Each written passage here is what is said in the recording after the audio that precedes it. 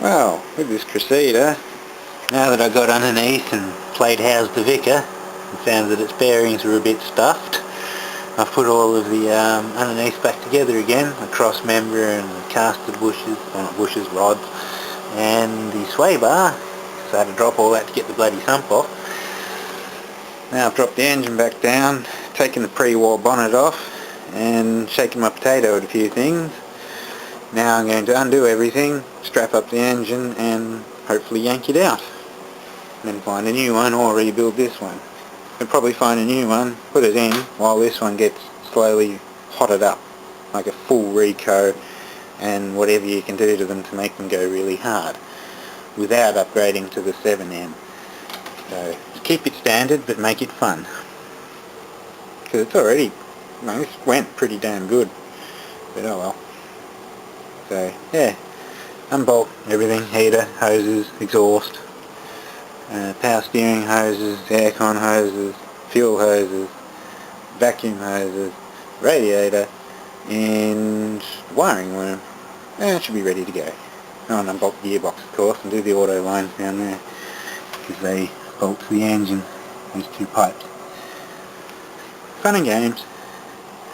I might use this manifold to lift it, or put straps through it. I haven't worked it out yet. Well, that's pretty much everything almost done. Still got to do the fuel line. I'm leaving that till a bit later, if you don't want things dripping on you. I've drained the radiator and taken heater hoses off. Put them there. Drained the power steering and disconnected that. Disconnected the aircon. Had to take this bloody manifold in half just to get the wiring loom out. Bloody thing. There's the rest of it.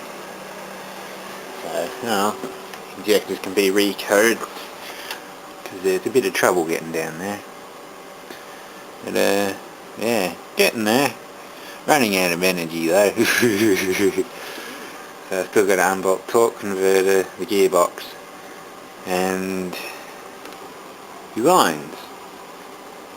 Now I should be able to yank it out. We'll see if I do that tonight, or I might just upload video and go bleh. We'll see, we'll see. Taking the goddamn pre-war bonnet off used all my energy. That's heavy and big.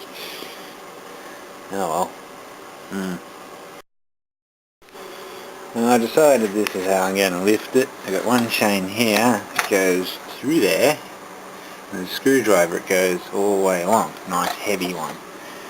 I won't be bending that screwdriver, and it spreads the weight across that manifold, but I don't want to snap it. And on this side, I'm going to get a chain. I'm going to put it down through that hole. Can't get it there yet. And then run, something through it so it can't come back up. And there will be my two lifting points. I've either that or get bloody seat belts and wrap it all around, but I prefer chain, it doesn't slip. Even though I'm going straight up and out instead of tilting like I do on some cars to get the gearbox out.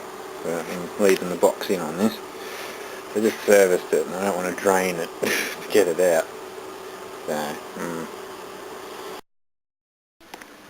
Oh, I did a little more. I've unbolted the torque converter, the auto lines.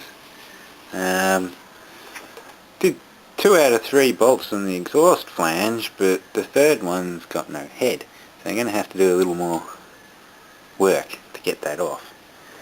So that can be tomorrow. So last thing, I just got to undo the fuel line. And just take the radiator out.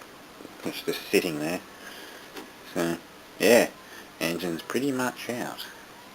There's like 6 bolts on the auto and that's it. Cool.